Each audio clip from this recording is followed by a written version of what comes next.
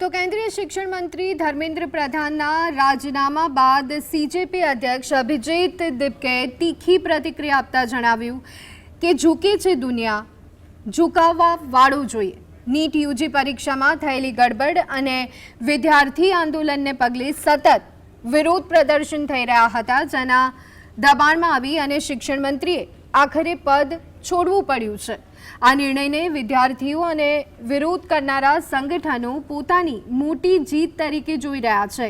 તો સીજેપીના નેતાઓએ સ્પષ્ટ કર્યું કે આ માત્ર શરૂઆત છે અને જ્યાં સુધી શિક્ષણ વ્યવસ્થામાં પારદર્શિતા નહીં આવે ત્યાં સુધી લડાઈ એ ચાલુ રહેશે। સમગ્ર દેશમાં આ રાજીનામાને લઈ અને ચર્ચાઓનો દોર શરૂ થયો છે અને યુવાનોના એકજૂટ થયેલા વિરોધ પ્રદર્શને સરકારને ઝૂકવા માટે મજબૂર કરી છે।